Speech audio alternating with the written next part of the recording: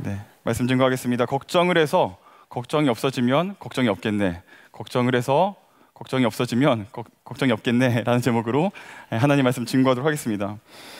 오늘 본문에서 예수님은 걱정하지 말라라고 말씀을 하십니다. 특별히 내일의 일, 그러니까 미래 일에 대해서 염려하지 말라고 말씀하고 계신 것이죠. 이 말씀을 예수님 곁에서 들었던 사람들은 굉장히 당황할 수밖에 없었을 것입니다. 왜냐하면 이들의 삶은 염려와 분리할 수 없었기 때문입니다. 본문 당시에 예수님을 따르던 사람들은 어떤 사람들이었을까요? 예수님을 통해서 새로운 세상이 열리기를 바라는 사람들이었습니다.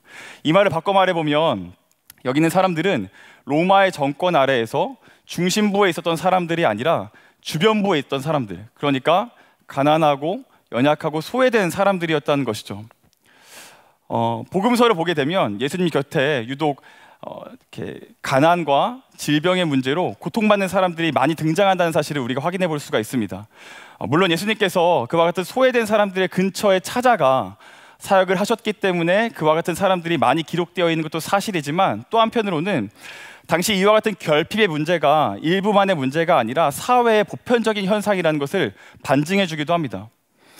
이렇게 본다면 그 사회를 살았던 사람들, 예수님 곁에 있던 모든 사람들은 내일의 위를 위해서 염려할 수밖에 없었습니다.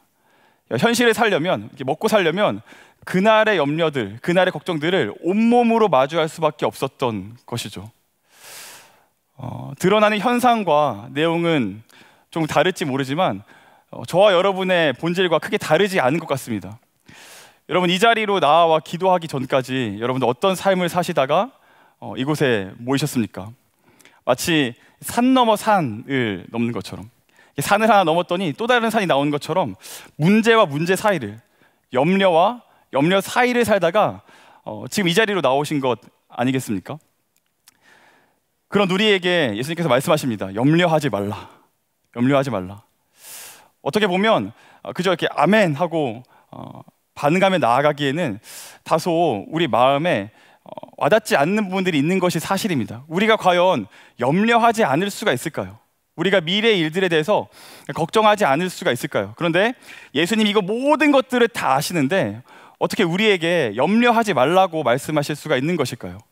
오늘 본문을 통해서 이 염려하지 말라라는 말의 본질이 무엇인지를 살펴보려고 합니다.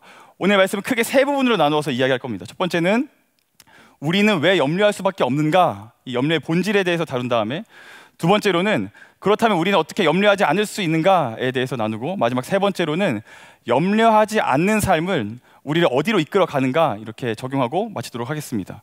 특별히 한 해를 여는 이 시점에서 우리 마음에는 두 가지 마음이 있지 않습니까? 이렇게 미래에 대해서 기대하는 마음도 있지만 또 한편으로는 근심과 걱정이 있는 것이 사실입니다. 이와 같은 오늘 우리의 현실 가운데 이 염려하지 말라라는 하나님의 말씀이 우리 가운데 들리고, 염려가 아니라 하나님을 붙들고 살아가는 저와 여러분 되기를 주님의 이름으로 축원합니다. 첫 번째로 우리는 왜 염려하는가에 대한 내용을 나누도록 하겠습니다. 예수님께서는 염려하지 말라라고 말씀을 하십니다. 이게 얼마나 중요했는지, 염려하지 말라라는 명령형은 이 짧은 본문 속에서도 3번이나 등장을 하고 염려라는 단어는 6번이나 등장한다는 사실을 우리가 확인해 볼 수가 있습니다. 이렇게 보면 우리가 본문을 직관적으로 받아들일 때 마치 염려 자체가 죄가 되거나 염려 자체가 잘못된 것이라고 이해할 수도 있을 것 같습니다. 그러나 이게 성경 전체는 그와 같은 말을 하고 있지는 않습니다. 예를 들어서 고린도전서 12장 25절을 보면 바울이 참된 교회가 어떠한지를 고린도 교회 성도들에게 설명하면서 이런 말을 합니다. 우리 고린도전서 12장 25절인데요. 띄워주시면 우리 같이 읽겠습니다. 읽어주세요. 시작. 몸 가운데서 분쟁이 없고 여러 지체가 서로 같이 돌보게 하셨느니라. 여기서 이 돌보다라는 표현이 오늘 본문에 나오는 염려와 같은 단어입니다. 그러니까 여러분, 그 교회가 제대로 작동하고 있다면, 그 교회가 좋은 교회라면 어떤 일들을 합니까? 서로가 서로를 참되게 염려하는 겁니다. 서로를 바르게 염려하는 교회가 좋은 교회라는 것이죠. 또 바울이 빌립보 교회를 향해서 디모데를 추천할 때 이런 말을 합니다. 우리 빌립보서 2장 20절 말씀인데요. 이것도 좀 같이 읽어보겠습니다. 읽겠습니다. 시작. 이는 뜻을 같이하여 너희 사정을 진실히 생각할 자가 이밖에 내게 없음이라. 여기서 진실하게 생각하다라는 이 표현도 오늘 본문에 나오는 염려와 같은 단어입니다. 그러니까 참된 제자라면, 참된 성도라면 타인을 어떻게 대해야 됩니까? 진실되게 염려해야 된다는 것이죠. 이렇게 본다면 염려 자체가 잘못됐다고 성경이 이야기하는 것은 아닌 것 같습니다. 오히려 참되게 염려해야 될 때가 있다고 말씀이 우리에게 이야기하고 있는 것이죠. 그렇다면 염려하지 말라는 예수님의 말씀을 우리는 어떻게 이해할 수 있을까요? 우리가 이 문제를 해결하기 위해서는 오늘 말씀이 그러므로라는 말로 시작된다는 사실을 먼저 주목해서 살펴보아야 합니다. 이 그러므로라는 접속사가 나오는 순간 우리는 앞선 맥락에 어떤 내용이 있었는지를 확인해 보아야 합니다. 왜냐하면 그러므로라는 접속사는 앞선 맥락이 원인이 되어서 이제부터 전개되는 이야기가 결과가 되었다라는 의미를 가지고 있기 때문입니다. 그럼 여러분, 앞선 맥락에서 어떤 이야기가 있었을까요? 6장 19절에서 24절까지를 통해서 예수님은 재물에 대해서 말씀을 하십니다. 재물에 대해 말씀하시면서 이렇게 말씀하시는 것이죠. 너희가 재물과 하나님을 겸하여 섬길 수 없다. 이것이 결국 확장해서 보면 어떤 이야기겠습니까? 우상 숭배가 그 본질 안에 있다는 것이죠. 그럼 여러분, 여기서 한 번만 더 우리가 말씀으로 가까이 가봅시다. 우상 숭배의 본질은 그럼 무엇입니까? 우리가 우상 숭배가 무엇인지를 아담과 하와가 처음으로 불순종했던 그 현장에서 확인해 볼 수가 있습니다. 여러분, 하나님이 아담과 하와를 창조하신 이후에 처음으로 하셨던 약속이 무엇입니까? 우리는 선악과 먹지 마, 이걸 생각하는데 그렇지 않습니다. 성경을 잘 보시면 여기 있는 모든 열매들을 다 먹어도 좋다, 이게 처음에 하셨던 약속입니다. 그러니까 은혜로 거기 있는 모든 것들을 다 주신 것이죠. 공급해 주신 겁니다. 그리고 나서 선악과는 먹지 말라라고 말씀하시는데, 그러면 선악과는 도대체 어떤 의미가 있는가? 이제 이런 겁니다. 하나님이 질서를 만드시고 사람은 그것을 따라갈 때 온전하게 행복할 수 있다는 겁니다. 하나님께서 질서를 다 다루시고, 그러니까 무엇이 선하고 무엇이 악한지, 무엇이 가치 있고 무엇이 가치 없는지를 오직 하나님만이 다루시고, 그것에 사람과 더불어 모든 피조물들이 따라갈 때 그 모든 것들이 다 온전하게 행복함을 누릴 수 있다라는 것. 사람과 하나님의 이 관계를 구분짓는 것이 바로 이 선악과였던 것이죠. 그런데 여러분, 아담과 하와가 어떻게 합니까? 이것을 거절합니다. 그 거절하면서 선악과를 따먹었던 마음의 동기를 창세기 3장 5절이 이렇게 이야기합니다. 우리 같이 좀 읽겠습니다. 읽습니다. 시작. 먹는 날에는 너희 눈이 밝아져 하나님과 같이 되어 선악을 알 줄 하나님이 아심이라. 아담과 하와가 이 선악과를 따먹었던 마음의 동기가 무엇입니까? 하나님과 같이 되어버리는 겁니다. 그러니까 하나님이 질서를 만드시고 사람은 따라가야 하는데, 그렇게 하지 않고 내가 질서를 만들겠노라고, 내가 이 주인의 자리를 꿰차겠노라고 아담이 천명하고 나섰던 것이죠. 이렇게 본다면 여러분, 우상 숭배의 본질은 무엇입니까? 내가 내 삶의 주인이 되려는 것입니다. 내가 내 삶을 통제하려고 하는 것입니다. 사랑하는 여러분, 우리는 왜 염려할까요? 내가 내 삶의 주인이 되고 싶기 때문입니다. 내가 내 삶을 내가 원하는 때에 내가 원하는 방법으로 통제하고 싶기 때문에 우리는 염려할 수밖에 없다는 것이죠. 여러분, 근데 문제는 무엇입니까? 우리가 이제 인생을 살아보니까 삶이라는 것이 그렇게 간단한 것이 아니어서 우리가 통제할 수가 없을 뿐만 아니라 우리는 이 삶을 통제하거나 내 마음대로 이룰 수 있을 정도의 실력을 가지고 있지 못하다라는 데 있다는 것이죠. 그래서 이처럼 인간이 한계를 가지고 있다는 사실을 오늘 본문은 27절에서 이렇게 이야기합니다. 27절 말씀 또 읽겠습니다. 시작. 너희 중에 누가 염려함으로 그 키를 한 자라도 더할 수 있겠느냐. 여기서 이 키라고 번역된 단어는 보통 신약 성경 전체에서 생명 혹은 목숨이라는 단어로 번역되어 사용되곤 합니다. 그래서 실제로 이 공동번역 성경이나 새번역 성경 같은 데를 보면 너희가 스스로를 걱정한다고 한들 생명을 더 연장할 수 있겠느냐라고 번역을 하고 있는 것이죠. 사랑하는 여러분, 우리가 이런 존재라는 겁니다.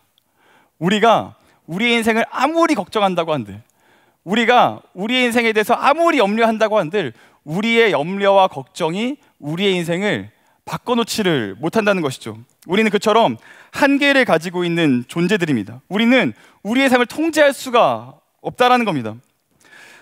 사실 여러분, 우리 이와 같은 사실을 우리는 본능적으로 알고 있습니다. 여러분, 그 의학 드라마를 좋아하십니까? 감사합니다.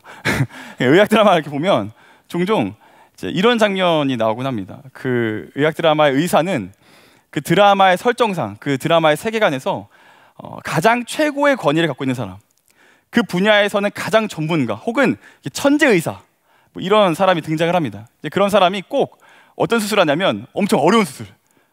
교수님, 이 수술은 우리나라에서 해본 적이 없습니다. 이제 이런 수술을 막 아주 오랜 시간에 걸쳐서 뭐 이렇게 다 알 수 없는 의학 용어들을 사용하면서 이 수술을 굉장히 이제 열심히 하는 거죠. 그렇게 수술을 다 마치고 나오면 누가 기다리고 있습니까? 그 환자의 가족들이 초조하게 기다리고 있는 것이죠. 그럼 이제 어떻게 합니까? 그 우리 선생님들이 멋있게 그 장갑 촥촥 해서 탁 던지고 마스크 촥 내리고, 이게 너무 멋있어가지고 집에서 따라했다가 크게 욕먹었습니다. 그래서 그 장갑 던지고 마스크 내리면서 뭐라고 합니까? 수술은 잘 됐습니다, 이렇게 이야기합니다. 그런데 여러분, 그 드라마 보시면 이렇게 말하고 끝나는 선생님들이 없어요. 꼭 뭐라고 하냐면 수술은 잘 됐습니다, 나머지는 하늘의 뜻에 맡겨야죠. 이런 말 저만 들어봤나요? 이런 말 한 번쯤은 들어보신 적 있을 겁니다. 아무리 실력이 뛰어난 농부라고 할지라도, 아무리 베테랑인 농부라고 할지라도 농부가 열심히 그 농사를 지어서 무조건 풍년이 일어나는 게 아닙니다. 비가 내려야 되고 날씨가 뒷받침되어야 됩니다. 아무리 뛰어난 운동선수가 비시즌에 몸을 열심히 만든다고 하더라도 부상의 문제를 자기가 컨트롤할 수 없다는 것이죠. 물론 성실한 것, 뛰어난 실력, 열심 같은 것들이 굉장히 많은 것들을 바꿔놓을 수 있지만 그 모든 것들이 전부를 바꿔놓을 수는 없다는 겁니다. 뛰어난 의사의 능력이 그 생명의 전부를 담보할 수 없습니다. 뛰어난 농부의 그 실력이 농사의 전부를 다 제어할 수는 없다는 것이죠. 여러분, 의사가 말한 하늘의 뜻을 우리는 은혜라고 부를 것입니다. 여러분, 사람은 무엇이 필요합니까? 사람에게는 은혜가 필요합니다. 이 말을 바꿔 말해보면 우리는 적당한 개선이 필요한 존재가 아니라 완벽한 구원이 필요한 존재라는 것이죠. 사람이 왜 염려할 수밖에 없습니까? 우리가 그 정도밖에 되지 않는 한계를 가진 존재들이기 때문입니다. 그렇다면 두 번째로, 그러한 우리가 그렇다면 어떻게 염려하지 않을 수 있는가에 대한 내용을 한번 나누겠습니다. 다행히도 예수님께서는 막연하게 염려하지 말라라고 말씀하시지 않고 염려하지 않아도 되는 명백한 근거와 이유를 말씀해 주고 계십니다. 우리 26절인데요. 우리 26절 말씀 같이 읽겠습니다. 읽어주세요. 시작. 공중의 새를 보라. 심지도 않고 거두지도 않고 창고에 모아들이지도 아니하되 너희 하늘 아버지께서 기르시나니 너희는 이것들보다 귀하지 아니하냐. 이 개역개정 성경에는 뚜렷하게 나와 있지 않지만 오늘 말씀을 원문으로 보면 이 보라라는 말이 전면에 등장한다는 사실을 확인해 볼 수가 있습니다. 이 말은 곧 예수님께서 보라라는 동사를 굉장히 강조해서 힘주어 말씀하고 계신 것이죠. 그리고 이 뒤에 나오는 이 다양한 예시들의 중심도 이 보라라는 단어와 연결되어 있습니다.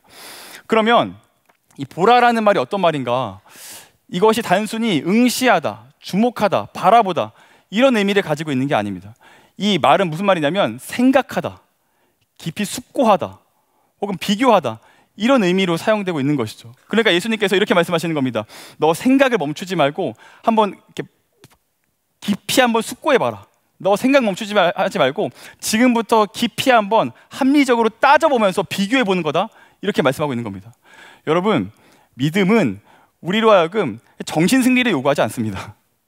예수님은 우리가 믿으라고 할 때 맹목으로 믿으라고 하지 않고 정확하게 생각해서 그 생각의 끝에 만날 수 있는 무언가가 있다고 말씀하고 계신 것이죠. 그러면 무엇을 지금 생각하라고 말씀하십니까? 무엇을 바라보고 무엇을 깊이 숙고하라고 지금 말씀하고 계십니까? 공중에 나는 새를 보라고 합니다. 이렇게 왜 새냐? 그냥 가장 흔하게 볼 수 있는 동물이었기 때문입니다. 여기는 특별한 의미가 있지 않습니다. 그냥 동네를 지나다니다 보면 볼 수 있는 것, 우리 뭐 길냥이 뭐 이런 것처럼 그냥 아무 때나 어디서나 볼 수 있는 것, 뭐 비둘기 이런 것처럼 그냥 그런 존재라는 겁니다. 이름도 없고 특별히 의미도 없고 그냥 배경에서 그냥 뭐 엑스트라 1도 안 되는 것 같은 그 새들을 어떻게 하신답니까? 하나님이 책임지신답니다. 그들이 스스로를 살기 위해서 뭔가 열심히 노력하거나 자기의 삶을 위해서 뭔가 매진하고 있지 않음에도 불구하고 하나님은 그 새를 은혜로 섭리로 유지시켜 주신다. 그걸 한번 깊이 생각해 봐라. 이렇게 이야기하고 한 번 더 생각해 볼 거리를 말씀하십니다. 우리 28절 29절인데요. 제가 읽어드리겠습니다. 또 너희가 어찌 의복을 위하여 염려하느냐? 들의 백합화가 어떻게 자라는가 생각하여 보라. 수고도 아니하고 길쌈도 아니하느니라. 우리 29절 읽겠습니다. 시작.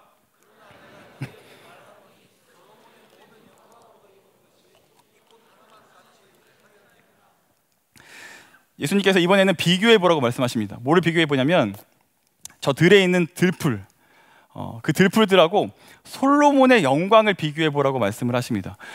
우리가 이제 솔로몬의 영광 하면 이제 별로 감흥이 없지 않습니까? 근데 이게 현대로 따지면 이런 겁니다. 솔로몬은 당시에 모든 것을 누리고 있고 모든 것을 가진 사람, 사람이 누릴 수 있는 영광에 있어서는 가장 최상위에 위치했던 사람을 솔로몬으로 이해했던 겁니다. 그러니까 뭐 지금으로 따지면 그 재정적인 면에서만 봤을 때는 일론 머스크나 빌 게이츠 같은 사람들 있지 않습니까? 이제 그러한 사람들의 부와 명예를 말하는 건데 전혀 놀랍지 않은 거 보니까 여러분들 다 그 정도의 부를 갖고 계신 것 같습니다. 이제 그러한 사람들을 이제 빗대면서 뭐라고 하시냐면 예수님은 아무리 수영장 딸린 궁궐 같은 대저택에 산다고 할지라도, 아무리 슈퍼카를 요일마다 바꿔서 탄다고 할지라도 그 모든 것들이 오늘 피었다가 내일 아궁이에 던져질 들풀의 하나의 영광에 미치지 못한다, 이렇게 이야기를 합니다. 여러분들 믿음이 좋으셔가지고 다 끄덕거리시면서 맞지 이렇게 하시지만 비교가 됩니까? 여러분 일론 머스크입니다. 일론 머스크의 부와 들풀이 비교가 됩니까? 저는 비교가 되지 않는다고 봅니다. 근데 여러분 왜 어떻게 하면 들풀이 솔로몬의 영광보다 더 가치 있을 수가 있는가? 그 들풀 하나가 입고 있는 옷이 솔로몬의 옷보다 뛰어날 수 있는가? 우리 주님께서 30절에서 이렇게 말씀하십니다. 우리 읽어주세요. 시작. 오늘 있다가 내일 아궁이에 던져지는 들풀도 하나님이 이렇게 입히시거든 하물며 너일까 보냐 믿음이 장. 여러분 언제 들풀이 솔로몬의 영광보다 더 뛰어난 영광을 가지게 됩니까? 하나님이 다스리실 때, 하나님이 그 생명을 주관하실 때, 하나님이 그 생명 가운데 관장하시고 관여하실 때 그 존재는 세상에 존재하는 모든 것들과는 가치를 따질 수 없을 만큼 귀한 존재가 된다는 겁니다. 솔로몬이 아무리 많이 가져봐야 죽고 나면 가져가지 못합니다. 그렇죠? 일론 머스크가 아무리 부를 가지고 자신의 삶에 떵떵거리며 영향력을 행사한다고 할지라도 한 100년 살까요? 100년 살고 나서 죽으면 그건 아무런 의미가 없게 된다는 것이죠. 이처럼 인간이 가지고 있는 유한하고 가변적인 영광은 절대로 하나님의 무한한 영광을 뛰어넘을 수 없다는 겁니다. 우리 눈에는 당장 좋아 보이고, 우리 눈에는 저 사람처럼만 되면 내가 한이 없겠다, 내가 저렇게만 되면 내가 정말 여한이 없겠다 싶은 그것들의 영광이 하나님의 영광을 뛰어넘을 수 없다는 겁니다. 여러분들이 오늘 하루를 살면서 그렇게 절치부심하며 내가 가지지 못해서 막 어떻게 안절부절했던 그것을 소유한다고 한들 그것이 하나님의 영광에 조금도 미치지 못한다고 말씀이 우리에게 이야기하고 있습니다. 그러니까 조금만 생각해 보면, 조금만 비교해 보면 하나님이 하실 수 있는 일과 사람이 할 수 있는 일의 격차가 얼마나 큰지를 우리가 알 수 있다는 것이죠. 사랑하는 여러분, 우리는 이러한 사랑을 받고 있는 인생들입니다. 상대적으로 여러분 보잘것없는 새와 이름도 모를 그 들풀들, 그 들풀과 새도 하나님이 공급해서 살게 하신다고 하면 하나님의 형상으로 지어지고 하나님의 자녀라 일컬음 받는 우리에게는 얼마나 더 놀라운 것들을 공급하실까요? 풀도 돌보시고 새도 돌보시는 그 주님이 저 여러분 같은 삶에 관여하지 않으실까요? 그렇지 않다는 겁니다. 여기서 우리는 염려하지 않아도 되는 이유를 발견하게 됩니다. 그 이유가 무엇입니까? 우리는 우리의 삶을 통제할 수 없습니다. 연약한 우리의 삶에, 우리의 손에 우리의 삶이 쥐어져 있다면 우린 늘 불안할 수밖에 없을 겁니다. 그런데 우리의 손에 있던 그 삶의 문제들을 하나님께 내어드릴 때 무한하고 영원하고 변함이 없는 그분의 손에 우리의 삶이 맡겨진다면 우리는 그제서야 비로소 온전하게 행복하고 온전하게 안전함을 누릴 수가 있다는 것이죠. 그래서 그 보네퍼와 함께 나치에 반대하면서 그 엄중한 상황에 산상순을 설교했던 헬무트 틸리케라는 사람이 그 책에서 이렇게 이야기하고 있습니다. 띄워주시면 제가 읽어드리겠습니다. 염려의 반대는 삶의 모든 필요가 충분하고 확실하게 채워진 사람의 태평이 아니다. 염려의 반대는 오직 하나님의 평안이다. 예수 그리스도께서 우리의 손을 잡아 아버지의 손에 쥐어주실 때 우리는 참된 평안을 누릴 수가 있다. 사랑하는 여러분, 그러니 우리가 염려하지 않기 위해서는 무엇을 해야 됩니까? 내 삶에 필요한 것들을 채우는 게 아닙니다. 우리는 이렇게 생각합니다. 내 삶의 염려들의 체크리스트를 만들고 거기에 하나하나 채워지고 다 채워지면 이제 염려 없어, 이렇게 생각합니다. 근데 그렇지 않습니다. 제가 고등부를 오래 하면서 고등학생들은 늘 문제를 하나로 규결합니다. 그게 뭐냐면 내 모든 문제는 내가 대학교에 아직 가지 못했기 때문이야, 이렇게 생각합니다. 그럼 제가 굉장히 못된 목사이기 때문에 꼭 그렇게 말 안 하면 우리 사랑스러운 친구들이 있다면 제가 불러다가 이야기합니다. 야, 대학에 가면 문제가 해결되는 게 아니야. 대학에 가면 대학생이 되는 거야. 감사합니다. 뭐 그렇지 않습니까? 모든 문제가 그렇습니다. 우리가 체크리스트를 만들고 거기 채워나가면 문제가 해결되는 게 아닙니다. 대학교에 가면 또 다른 문제가 생깁니다. 우리가 뭐 취직을 못해서 결혼을 못해서 물론 문제죠. 그게 해결돼야 됩니다. 그러나 그 문제가 해결되면 또 다른 문제들이 찾아온다는 것. 여러분, 우리는 그러한 방식으로 우리의 염려를 해결할 수가 없다는 것이죠. 그러니까 여러분, 우리가 해야 되는 게 무엇입니까? 염려의 고민의 어떤 내용들을 채워나가는 것이 아니라 우리의 삶을 하나님께 내어드리는 겁니다. 내가 내 삶의 주인의 자리에 있지 않고 내 삶이 나의 것이 아니라 하나님의 편에 있다는 사실에 대해서 만족하며 그 공급하심을 붙잡고 살아가는 겁니다. 그래서 하이델베르크 소유리 문답 1번은 이렇게 이야기합니다. 죽으나 사나 우리의 유일한 위로는 무엇입니까? 대답이 이렇습니다. 죽으나 사나 나는 나의 것이 아니고 내가 하나님의 것이기 때문입니다. 내가 하나님의 손에 들려있기 때문에 나는 오늘을 살아가는 답을 발견할 수가 있습니다. 이렇게 이야기하는 것이죠. 내 삶의 주인이 내가 아님을 인정하고 원래 주인인 하나님께 맡겨드릴 때 맡겨드린다는 건 마치 이런 것과 같습니다. 여러분, 여기 아마 계신 분들 중에서는 그때를 기억하시는 분들도 계실 것 같은데요. 여러분, 2000년대 초반에 한국 영화의 트렌드가 무엇인지 혹시 기억하십니까? 이렇게 기억을 더듬어서 올라가 보면 그때 조폭을 소재로 한 코미디 영화가 굉장히 흥행했다는 것을 기억하실 겁니다. 저만 기억하고 있군요. 그때 그런 시절이 있었습니다. 근데 그때 이제 뭐 여러 영화가 나왔었는데 그 중에 제가 굉장히 감명 깊게 봤던 영화가 우선 제가 먼저 밝히는 건 저는 목사입니다. 근데 제가 감명 깊게 봤던 영화가 닮아야 놀자 라는 영화가 있습니다. 근데 그 영화가 대충 이제 어떤 내용이었냐면 이런 거죠. 어떤 조폭들이 있었는데 이 조폭이 어떤 일련의 사건 때문에 완전히 몰락합니다. 몰락해서 어디로 숨어 들어갈까 하다가 찾다가 어떤 산골에 있는 한 사찰에 찾아 들어가게 됩니다. 근데 그렇게 무작정 찾아 들어가니까 그 안에 계시던 이 스님들이 불편할 거 아닙니까? 그래서 이 사람들하고 같이 있는 게 불편하니까 주지스님한테 이제 우리로 따지면 담임 목사님한테 이제 말하는 거죠. 너무 같이 있는 게 불편하다. 저런 세상 것들은 다 이렇게 내쫓아 달라, 이렇게 이야기를 합니다. 근데 이제 주지스님이 고민을 하는 건데 한편으로는 불편하기도 하지만 또 한편으로는 갱생시키고 싶은 마음이 있는 거예요. 그래서 한 가지 제안을 합니다. 그 제안이 뭐냐면 깨진 항아리, 밑이 깨진 항아리를 가지고 와서는 이 부류의 사람들에게 주는 거죠. 그리고는 이 항아리에다가 물을 가득히 채워오는 편의 이야기를 들어주겠다. 이렇게 이야기를 합니다. 그리고는 이제 시합이 시작되는 겁니다. 조폭팀은 처음에 어떻게 하냐면 이 물이 빠져나가는 속도보다 더 빨리 채워넣으려고 합니다. 막 빨리 채워넣으려고 그래요. 근데 그게 되질 않겠죠. 그래서 그 다음에 어떻게 하냐면 덩치가 큰 어떤 조폭의 배 위에다가 올려놓고 물을 채워넣으려고 합니다. 그래도 물이 새니까는 그렇게 되질 않는 겁니다. 한편 이 스님들은 이걸 약간 좀 철학적으로 이제 반응합니다. 그래서 이제 주지스님 앞에 깨진 항아리를 가져다 놓거든. 마음이 물이요, 이렇게 하면서 이미 저 안에는 물이 가득 차 있습니다. 이렇게 얘기합니다. 그래서 이제 주지스님이 됐고 물이나 채워와 이렇게 말씀하세요. 근데 그렇게 이야기가 흘러가다가 시간이 얼마 남지 않았을 때 그 조폭 리더가 한 가지를 떠올리더니 야, 갖고 와 하고서는 어떻게 하냐면 그 사찰 안에 있던 연못에 항아리를 던집니다. 그러자 어떻게 될까요?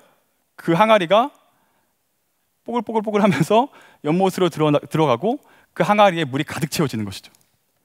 사랑하는 여러분, 저는 어쩌면 계속 염려와 걱정으로 점철되는 저의 삶이 마치 이 깨진 항아리와 같다고 느낄 때가 굉장히 많습니다. 문제 하나를 막으면 또 다른 문제가 튀어나오고, 염려 하나를 해결하면 또 다른 염려가 튀어나오는 것이죠. 어떤 것을 채워 넣는다고 하더라도 저는 아마 되지 않을 겁니다. 그런 저와 여러분의 삶이 언제 비로소 만족스러워질 수 있습니까? 우리가 그것을 때우려고 할 때가 아닙니다. 우리의 삶을 영원한 생명의 근원이신 그리스도께 내어 던져야 됩니다. 우리의 모든 삶을 내어 던질 때 우리는 비로소 거기서부터 오는 세상이 줄 수 없는 평안, 우리가 채워 넣을 수 없었던 어떤 만족스러움이 발견된다는 것이죠. 너무 감사한 것은 종종 이와 같은 만족을 누린 사람들의 이야기를 지근거리에서 들을 수 있다는 사실입니다. 그리고 이와 같은 사실을 발견한 사람들은 한 가지 차이점이 발생하는데, 그것이 무엇이냐면 세상을 보는, 자기의 삶을 이해하고 해석하는 시선이 바뀌기를 시작한다는 겁니다. 여러분, 최근에 여러분들 아마 뭐 관심에 가까이 있으신 분들도 계시고 뭐 관심 밖에 있는 분들도 계시겠지만, 이게 뭐 한 몇 주 전에 수능이 끝났고 지금은 수시 발표가 나서 이제 학생들이 대학 진학 여부를 확정짓고 있는 기간입니다. 저는 20대 초반으로 이루어진 공동체를 담당하고 있습니다. 저희 공동체는 이렇게 95% 이상이 대학생들입니다.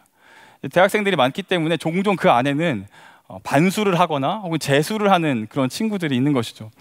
그 중에서 올해도 이제 한 친구가 있었는데, 그 친구는 지방에서 서울에 있는 대학을 왔는데 이제 우리가 보통 반수라고 하죠.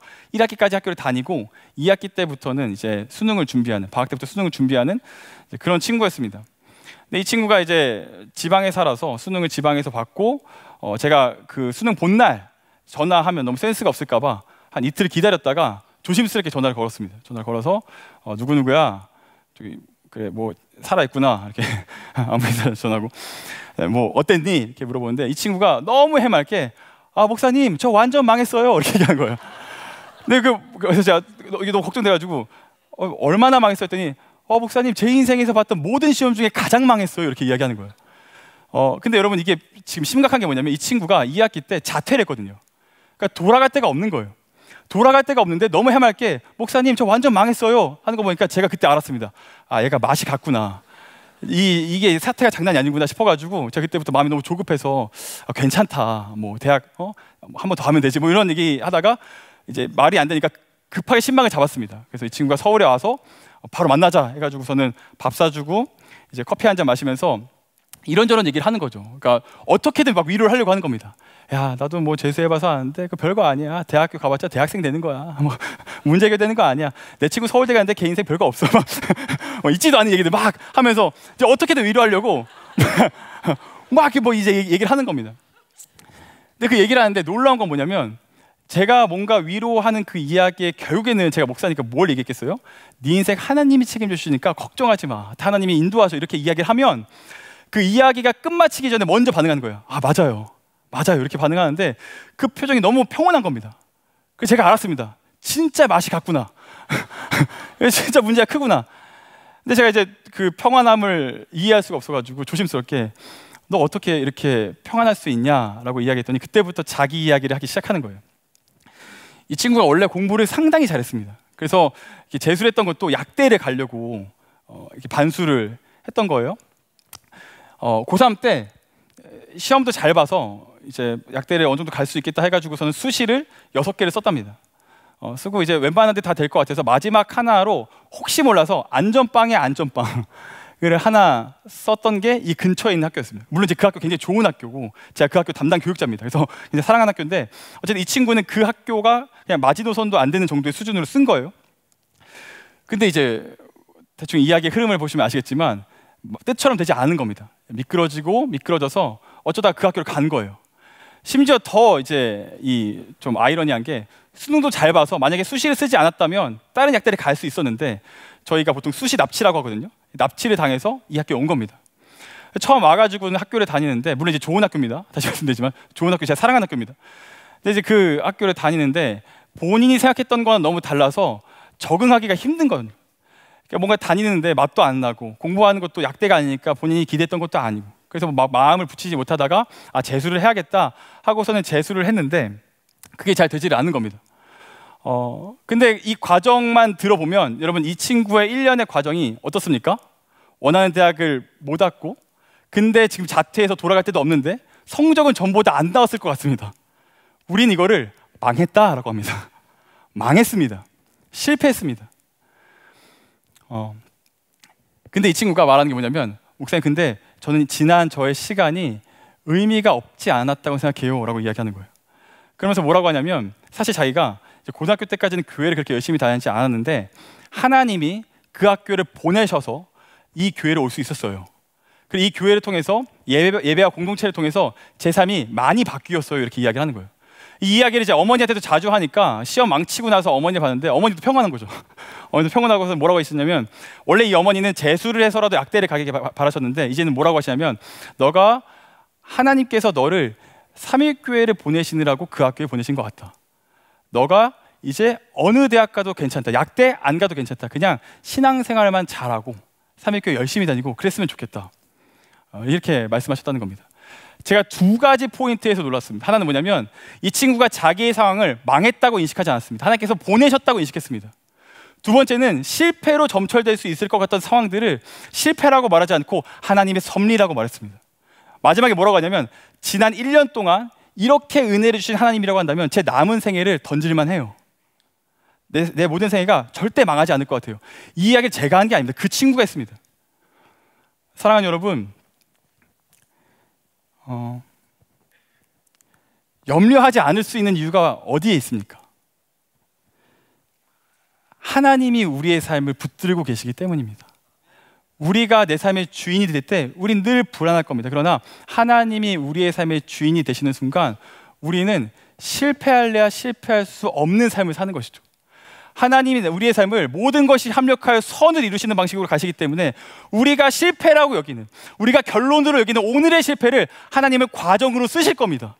그래서 하나님께서는 하나님의 뜻과 하나님의 시간에 맞게 우리를 하나님의 가장 좋은 길로, 가장 안전한 길로 인도하실 겁니다. 그래서 여러분, 우리가 했던 실패의 일들, 우리가 했던 선택들이 우리의 삶을 만들어 나가는 것이 아니라 오직 하나님의 손과 하나님의 섭리가 우리의 삶을 이루어 나간다는 것을 믿고 신뢰하시기 바랍니다. 소망하기는 그와 같은 하나님의 손에 붙들려서 우리의 삶을 내어 던질 수 있는 저와 여러분 되기를 주님의 이름으로 축원합니다. 마지막 세 번째로, 이처럼 염려하지 않는 삶은 우리를 어디로 이끄는가에 대한 내용을 짧게 보고 적용하고 마치겠습니다.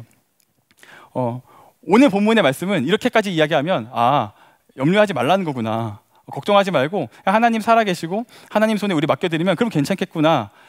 사실 오늘 본문에 말하는 절반 정도의 내용은 그러할지 모르겠지만 나머지 절반은 그런 내용이 아닙니다. 사실 오늘 본문에 정말 이야기하고 싶은 거는 염려하지 말라가 아니라 염려하지 말고 해야 될 게 있다는 겁니다. 그 해야 될 게 무엇이냐면 6장 33절에 기록되어 있습니다. 우리 6장 33절 말씀 함께 읽겠습니다. 시작.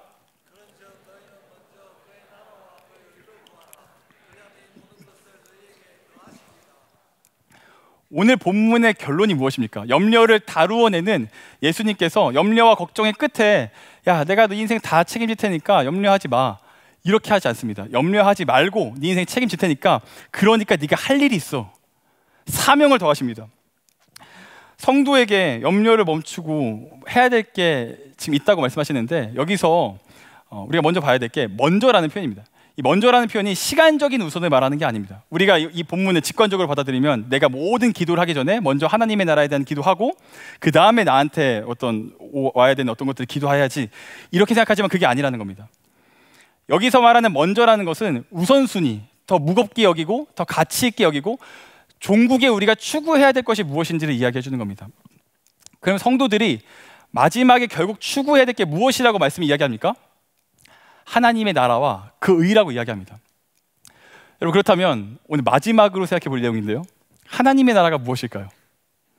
우리가 이렇게 나라라고 하면 사회 시간에 다 배우셨죠? 나라의 3대 요소가 무엇입니까?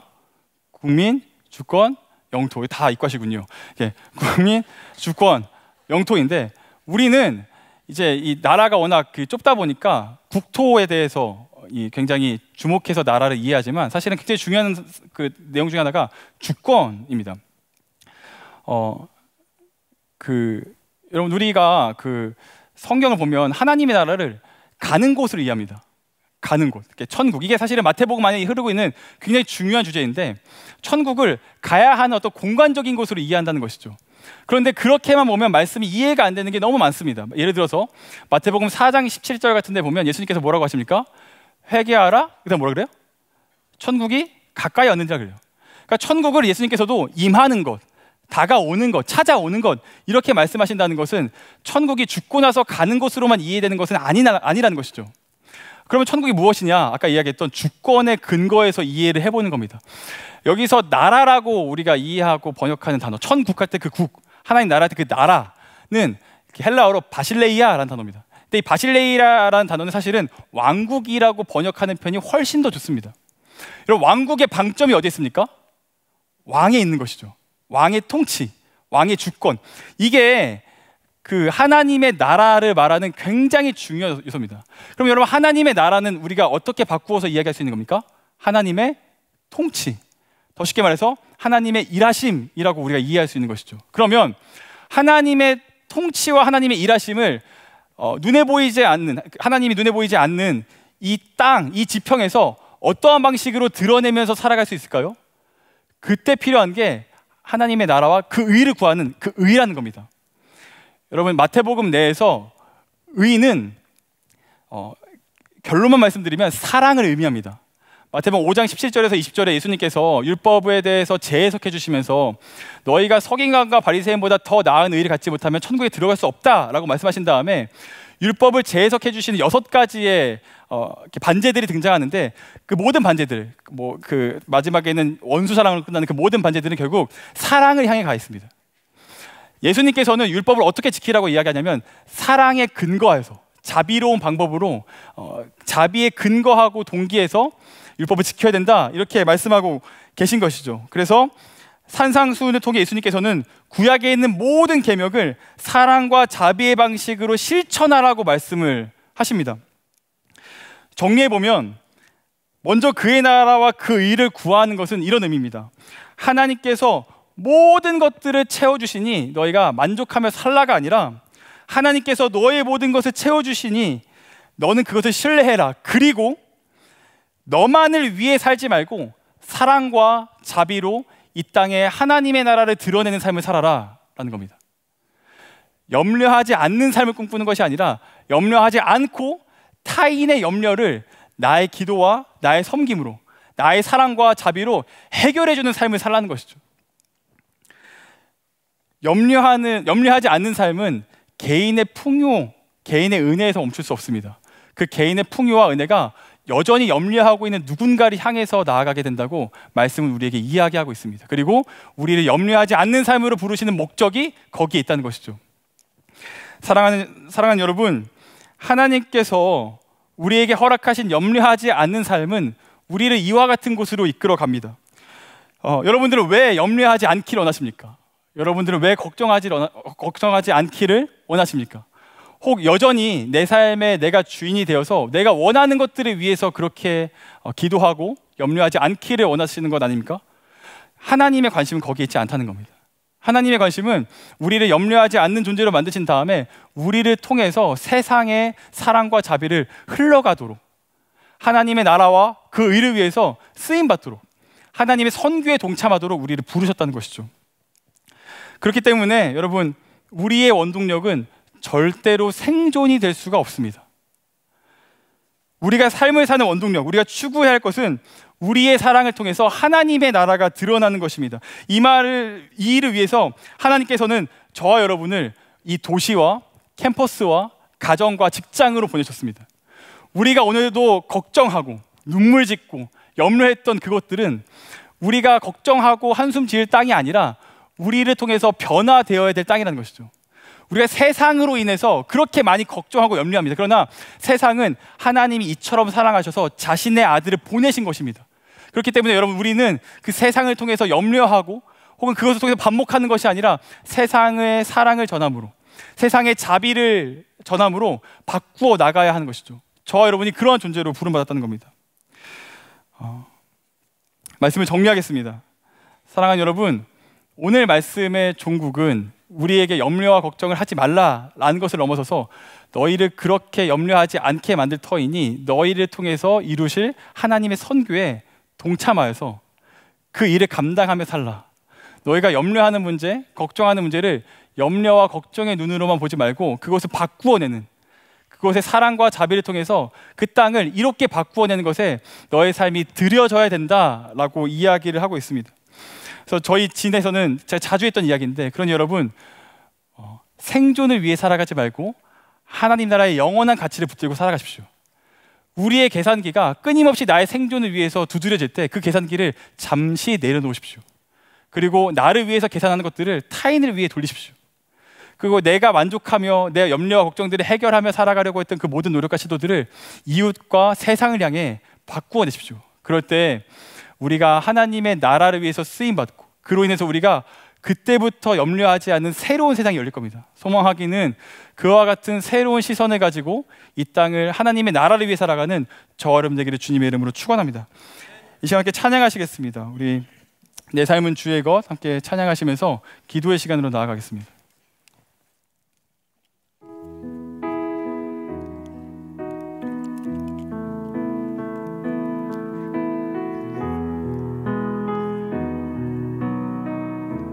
찬양합시다. 주님 내 길을 잘 아시고, 주님 내 길을 잘 아시고 내 걸음 아시네. 어둠에서 빛을 내시는 그분을 믿네. 무엇으로 주를 섬길지 어디로 가야 할지 헤매이는 나를 아시고 길을 여시네. 고백합시다. 내 삶은 주의 것, 내 삶은 주의 것, 내 삶은 주의 것. 온전한 신뢰를 주께 드리네. 보이지 않아도 믿음으로 걷네. 주 영광 바라보며 주만 처음부터 다시 한번 고백합시다. 주님 내 길을 잘 아시고, 주님 내 길을 잘 아시고 내 걸음 아시네. 어둠에서 빛을 내시는 그분을 믿네. 무엇으로 주를 섬길지 어디로 가야 할지 헤매이는 나를 아시고 길을 여시네. 고백합시다. 내 삶은 주의 것, 내 삶은 주의 것, 내 삶은 주의 것. 온전한 신뢰를 주께 드리네. 보이지 않아도 믿음으로 걷네. 주 영광 바라보며 주만 따라. 우리 한 번 더 고백합시다. 내 삶은 주의 것, 내 삶은 주의 것, 내 삶은 주의 것. 온전한 신뢰를 온전한 신뢰를 주님께 드립니다. 주께 드리네. 보이지 않아도 믿음으로 걷네. 주 영광 바라보며 주만 따르네. 우리 시간 말씀을 가지고 회개와 돌이킴의 기도를 가지고 나아갔으면 좋겠습니다. 여러분, 먼저 우리가 왜 그토록 염려하고 걱정했는지를 돌아보시면서 혹 그 마음의 근원에 여전히 내가 내 삶의 주인이 되기 위해서, 내가 원하는 것을 이루고 내가 만족하고 풍요로운 삶을 살기 위해서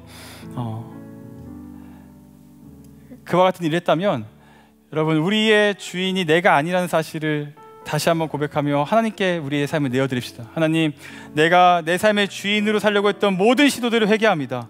하나님이 아니라 하나님의 도우심만을 필요로 했던 것을 회개합니다. 사명을 쫓지 않고 내 삶의 만족만을 쫓아 살았음을 회개합니다. 주님, 우리의 마음을 바꾸어 주시고 우리의 마음을 새롭게 하셔서 우리의 시선이 삶에 있지 않고 하나님께 있을 수 있도록 인도하여 주시옵소서. 우리 지금 함께 기도하심으로 나아가시겠습니다. 기도하시겠습니다. 하나님께서 우리의 마음을 바꾸어 주시고 주님, 우리 시선을 바꾸어 주시옵소서. 아버지, 우리의 삶에 염려